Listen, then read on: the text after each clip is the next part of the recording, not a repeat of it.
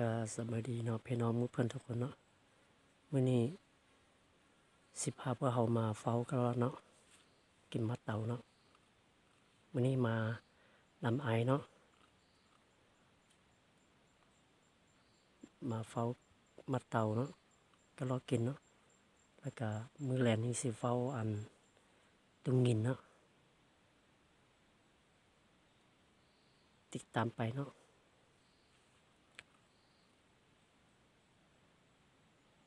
เป็นอย่างก็สิไทยให้ดูเนาะ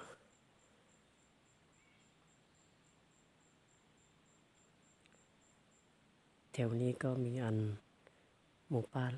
หลายเนาะ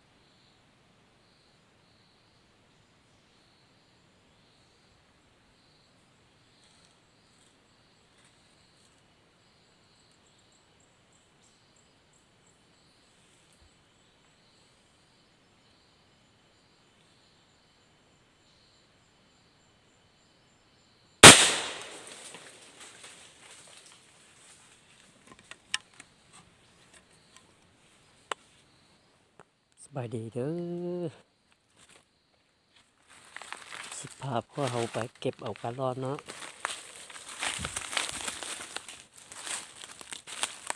มี2-3 บาทเนาะสดไปร่มแล้วสิพาพวกเราไปเก็บเอาเนาะ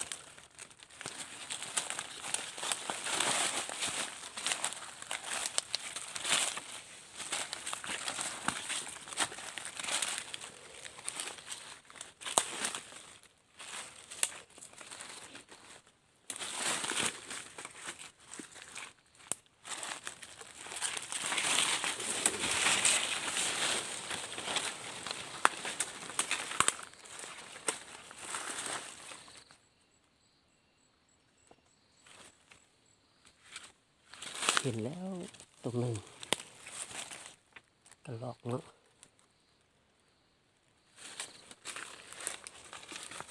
แล้วก็ตรงนี้มีพีด้วยอยู่นี่ด้วยได้2 ตัวเนาะ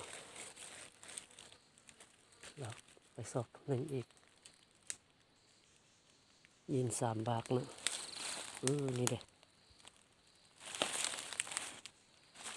ได้3 ตัว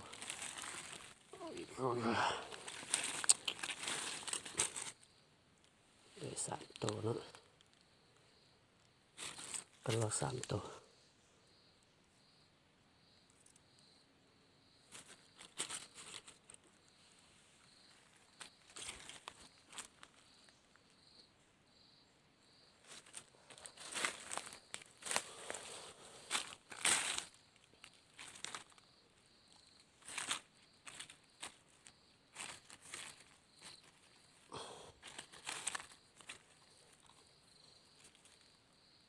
ได้3 ตัวเด้อกันลอกเลยพี่น้องเลย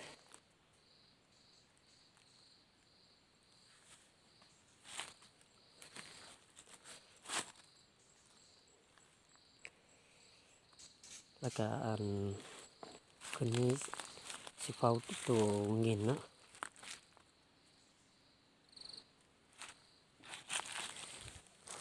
นี่ได้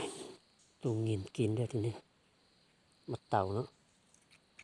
เงินกินมาเต่าเนาะแล้วก็สิเฝ้าประมาณ7-8 โมงนี่แหละ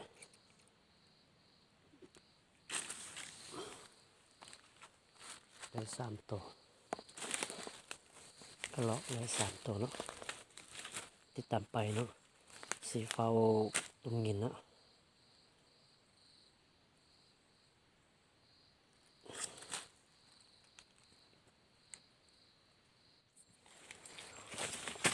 ขึ้นไปยมบอลเก่าเนาะ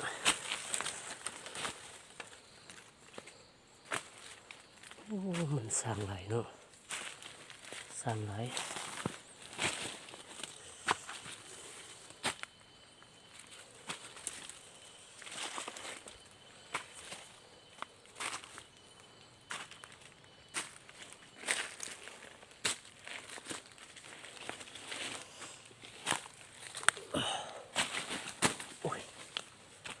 บอดที่เฮาน้ำเฝ้าเนาะบอดนี้เนี่ยแล้วก็ยินไปเทินเนาะ